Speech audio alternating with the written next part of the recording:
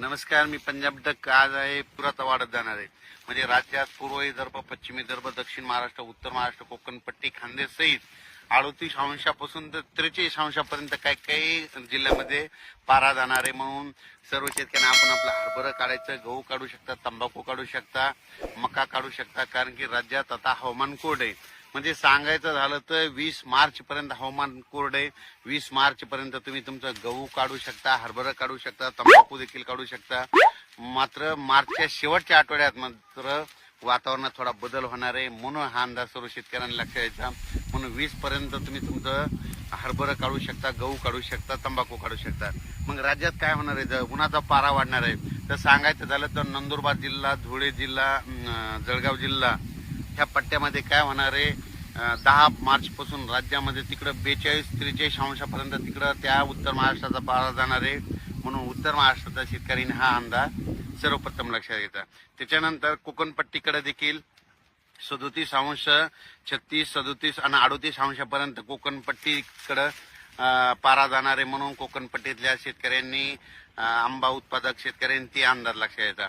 त्याच्यानंतर सांगायचं झालं तर पूर्व विदर्भाकडे पूर्व विदर्भाकडे वर्धा, नागपूर, भंडारा, गोंदिया, चंद्रपूर, यवतमाळ, वाशिम, हिंगोली, नांदेड, अकोला, बुलढाणा ह्या पट्ट्यातल्या सर्व शेतकऱ्याला सांगू इच्छितो की तुमच्याकडे देखील 10 मार्च पासून ते 20 मार्च पर्यंत 1-2 दिवस 43 अंशापर्यंत चांगला पारा जाणार आहे. म्हणून हा अंदाज लक्षात घ्यायचा.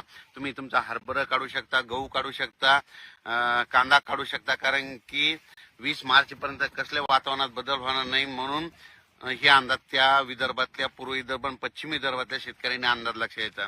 त्याच्यानंतर आपण मराठवाड्याकडे वळू. मराठवाड्यातल्या सर्व शेतकऱ्याला सांगू इच्छितो की नांदेड जिल्हा, परभणी जिल्हा, हिंगोली जिल्हा, लातूर जिल्हा, बीड जिल्हा, जालना जिल्हा, संभाजीनगर, धाराशिव जिल्हा ह्या शेतकऱ्याला सांगू इच्छितो की मराठवाड्यामध्ये या 7 जिल्ह्यामध्ये जवळपास 41-42 अंशापर्यंत उन्हाचा पारा 10 मार्चच्या नंतर वाढणार आहे. 20 मार्च पर्यंत एक दिवस 42-43 पर्यंत नोंद होईल. म्हणून हा अंदाज मराठवाड्यातल्या शेतकऱ्यांनी देखील लक्षात घ्यायचा. पश्चिम महाराष्ट्रात देखील पश्चिम महाराष्ट्रामध्ये सातारा, सांगली, सोलापूर, कोल्हापूर, पुणे, अहिल्यानगर, नाशिक या जिल्ह्यातल्या सर्व शेतकऱ्याला सांगू इच्छितो की तुमच्याकडे देखील 37-38 अंशापर्यंत तुमचा देखील पारा जाणार आहे. एक दिवस तुमचा पारा देखील 39 पर्यंत जाईल. म्हणून हे अंदाज लक्षात घ्यायचा. पण पश्चिम महाराष्ट्रात मात्र थोडं अंशतः ढगाळ वातावरण राहणार आहे. म्हणून हा अंदाज पश्चिम महाराष्ट्रातल्या सर्व शेतकऱ्यांनी हे देखील लक्षात घ्यायचा. त्याच्यानंतर राज्यात सांगायचं झालं तर पुन्हा कर्नाटकच्या तंबाखू काढणाऱ्या शेतकऱ्याला सांगू इच्छितो की तुम्ही काय करा, 20 मार्च पर्यंत तुम्ही तुमचं तंबाखू पीक काढू शकता. कारण की 20 मार्च पर्यंत काही वातावरणात बदल होणार नाही. फक्त काय होणार आहे, 9, 10, 11, 12च्या दरम्यान थोडं कोकणाकडे थोडं वातावरणात बदल होईल, तिकडे ढगाळ राहील. म्हणून हे अंदाज सर्व शेतकऱ्यांना लक्षात द्यायचा. म्हणजे सांगायचं झालं तर मार्चच्या शेवटच्या आठवड्यात हे वातावरणात बदल होणार नाही.